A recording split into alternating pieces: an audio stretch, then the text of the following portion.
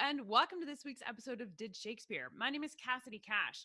This week we're taking a look at spoons in Elizabethan England by asking, did Shakespeare use a spoon?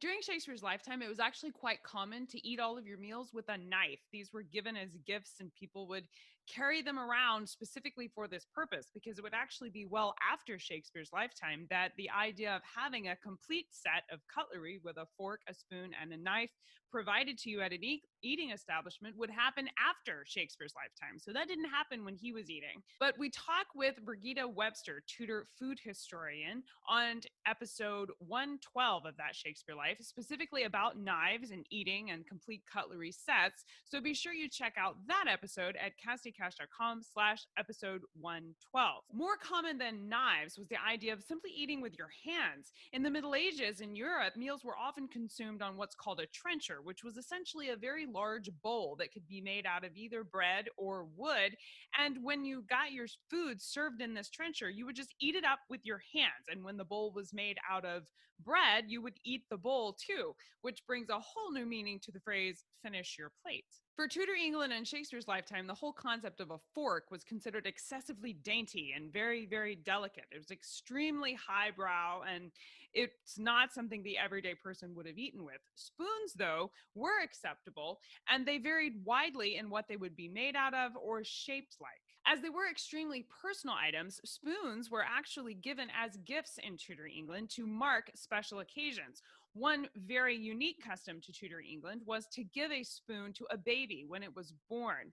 And this baby would go on to carry the spoon with them throughout their entire lives as their eating spoon. And it's what they would take with them when they traveled. Although it was only very wealthy families who were able to give this kind of silver spoon to a baby when it was born, lots of families and lots of individuals actually had what's called a traveling spoon. And they even had what's known as a cutlery pouch. This is like a bag or a wallet or purse that they would tie around their waist and carry on their person, so that wherever they went, even if it was just to a friend's home instead of an actual tavern or pub, wherever they ate, they would have their own silverware to eat with. And there seems to have been a significant amount of innovation associated with the kinds of traveling spoons, because one auction house recently sold a spoon that was made specifically to be folded in half, so it was easier to carry. Now, while this example of a spoon is made from silver, it was equally possible and often much more common to find spoons made out of wood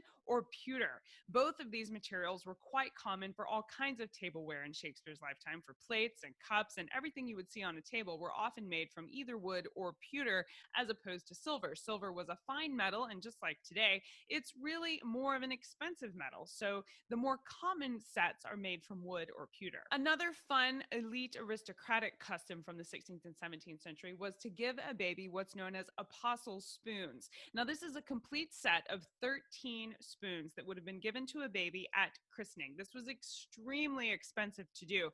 And even for aristocratic and elite families who could afford this, not one single family would give this to the baby. It was done by several people. So like each spoon would be given to the baby by a member of the family or have its own sponsor who purchased that spoon, so that the baby ended up with a complete set of 13. There were 13 spoons because 12 of them represented each of the 12 apostles, and the 13th was for Christ. So it was symbolic, and it was given to a baby at its christening. One popular proverb associated with the spoons that shows up several times in Shakespeare's plays is the idea of eating with a long spoon. It's a common proverb from the 14th century that Chaucer wrote about in the Squire's Tale, which is likely where Shakespeare picked this up to start with. But it was such a common phrase and proverb floating around during his lifetime that he easily could have simply just known this proverb.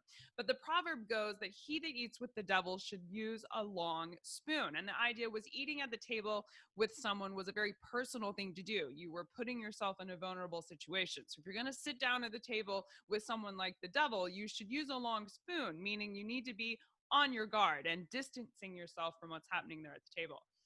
Shakespeare uses that specific phrase of eating with a large spoon or the devil eating with a large spoon when you're with the devil in Comedy of Errors and The Tempest. He goes on to reference spoons again in Coriolanus, Henry VIII, and King John more generally, which means Shakespeare definitely knew about spoons, he had them in his life, and he probably used them himself.